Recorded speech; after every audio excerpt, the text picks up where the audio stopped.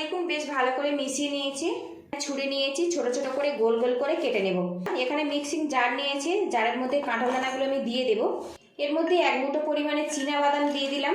এখানে 2টো কাঁচা লঙ্কা দিয়ে দেব 4 কোয়া রসুন। নমস্কার বন্ধুরা, আপনারা কেমন আছেন? কাঁঠাল দানার অনেক রকম রেসিপি তো আপনারা খেয়েছেন। আজকের আমি আটা আর কাঁঠাল দানা দিয়ে সকাল বিকালে একটা নাস্তা রেসিপি আপনাদের সাথে শেয়ার করব। তার জন্য এখানে 1 কাপ পরিমাণে গমের আটা নিয়েছি আর নিয়েছি কিছুটা কাঁঠাল দানা। এখানে বোল নিয়েছি, বোলের মধ্যে আটা আমি ঢেলে দেব। স্বাদ মতো লবণ দিয়ে দেব। 1 চামচ পরিমাণে সাদা তেল দিয়ে দিলাম। তেলের লবণটা বেশ ভালো করে মিশিয়ে নেব। আটা বেশি স্বাস্থ্যকর তাই আমি আটা ব্যবহার করেছি। ভালো করে মিশিয়ে নিয়েছি। এবার এর মধ্যে জল দিয়ে দেব। আমরা যেভাবে আটার জন্য ডো মাখাই সেইভাবে কিন্তু রেডি করে নেব। আটা দেখুন বেশ ভালো করে মিশিয়ে নিয়েছি। একটা পাত্র দিয়ে ঢেকে রাখবো, রেখে বাকি কাজগুলো করে নেব। কাঁঠাল দানা আগে থেকে আমি ধুয়ে পরিষ্কার করে নিয়েছি। এবারে এখানে ছুরি নিয়েছি, ছোট ছোট করে গোল গোল করে কেটে নেব।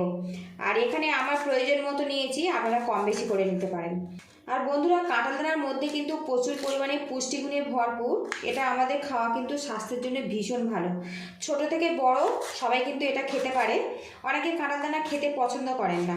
আজকের যে রেসিপিটা আমি বানাচ্ছি এইভাবে একবার বানিয়ে দেখতে পারেন। এইভাবে ছোট ছোট করে আমি কেটে নেব। কাঁঠাল দানা আমি কেটে নিয়েছি। আর আগে যেহেতু আমি ধুয়েছিলাম, এখন আর ধোবো না। এখানে মিক্সিং জার নিয়েছি, জারের মধ্যে কাঁঠাল দানাগুলো আমি দিয়ে দেব। এর মধ্যে 1 মুঠো পরিমাণে চীনা বাদাম দিয়ে দিলাম।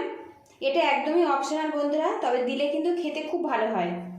এখানে 2টো কাঁচা লঙ্কা দিয়ে দেব 4 কোয়া রসুন। দানা দানা থাকবে সেই মতো ক্রাশ করে নেব। কাঁঠাল দানা ক্রাশ করে নিয়েছি আর আপনাদেরকে দেখাই। দেখুন বন্ধুরা, একদম দানা দানা আছে সেই মতো কিন্তু আমি রেডি করে নিয়েছি।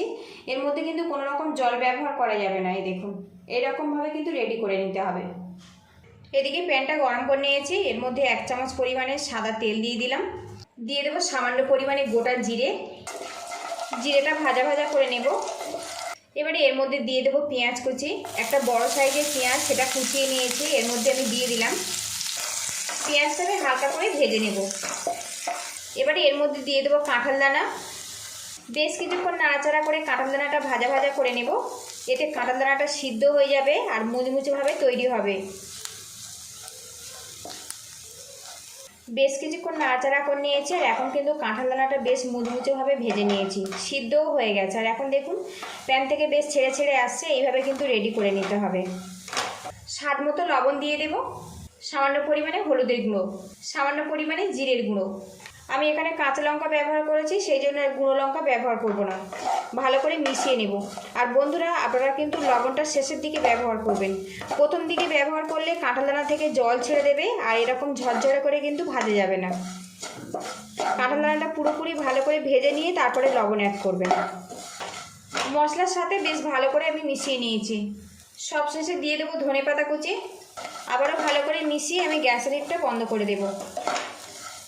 একদম ঝরঝরভাবে কিন্তু কাঁঠাল দানা আমি রেডি করে নিয়েছি বন্ধুরা।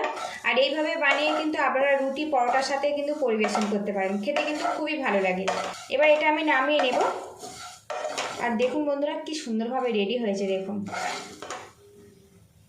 কিচেন স্ল্যাবে আটার ডোটা নিয়েছি, ভালো করে এইভাবে মাখিয়ে নেব। এবারে এখান থেকে লেচি কেটে নেব।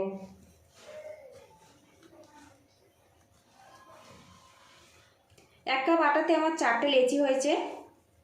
আটা ছড়িয়েছি, এবার এটা পাতলা করে বেলে নেব। এদিকে দেখুন পাতলা করে বেলে নিয়েছি। এবারে এর মধ্যে কাঁঠাল দানার পুরটা আমি দিয়ে দেব। পুরটা দিয়েছি, 2 চামচ পরিমাণে পুর দিয়েছি। এবার এইভাবে ছড়িয়ে নেব। এবার চারিদিক থেকে এইভাবে আমি ফোল্ড করে দেব। আর বন্ধুরা, আজকে আমি কাঁঠাল দানার আটা দিয়ে দারুণ স্বাদের হেলদি টেস্টি কিন্তু পরোটা রেসিপি আপনাদের সাথে শেয়ার করলাম। এটা কিন্তু সকালে ব্রেকফাস্টেও আপনারা পরিবেশন করতে পারেন, আবার কিন্তু বিকালের নাস্তাতেও পরিবেশন করতে পারেন। সকাল হলেই আমাদের ভাবনা চিন্তা আসে কীভাবে নাস্তা বানাবো। একবার এইভাবে কাঁঠাল দানার আটা দিয়ে নাস্তা বানিয়ে দেখতে পারেন। ভালো করে পুরটা ভরে নিয়েছি। এবার আটা ছড়িয়ে একটু পাতলা করে বেলে নেব।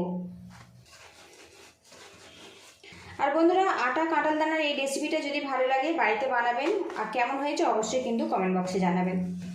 একটু পাতলা করে আমি এইভাবে বেলে নেব। এদিকে দেখুন বন্ধুরা, পরোটা আমি বেলে নিয়েছি। তাওয়াটা আগে থেকে গরম করে নিয়েছি, এর মধ্যে কাঁঠাল দানার পরোটাগুলো আমি দিয়ে দেবো। শুকনো তাওয়াতে একটু উল্টে পাল্টে ফ্রাই করে নেব। উল্টে পাল্টে বেশ কিছুক্ষণ ফ্রাই করে নিয়েছে। ওপর থেকে অল্প পরিমাণে সাদা তেল দিয়ে দিলাম।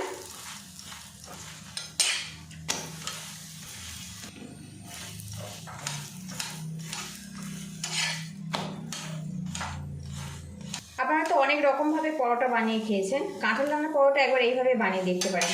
এই পরোটা খেতে এক্সট্রা করে কিন্তু কোনো রকম গ্রেভি বা ডালের প্রয়োজন হবে না, এটা শুধু শুধু খাওয়া হয়ে যাবে। এদিকে দেখুন একটা পরোটা আমার রেডি হয়ে গেছে, আরও একটা পরোটা দিয়ে দেব। আর বন্ধুরা, কাঁঠাল দানার পরোটা রেসিপিটা যদি ভালো লাগে তো একটু শেয়ার করে দেওয়ার অনুরোধ রাখছি। আর নতুন বন্ধু হয়ে থাকলে চ্যানেলটিকে অবশ্যই সাবস্ক্রাইব করে আমাকে একটু সাপোর্ট করবেন। একইভাবে আমি সবগুলো ফ্রাই করে ফেরত আসছি।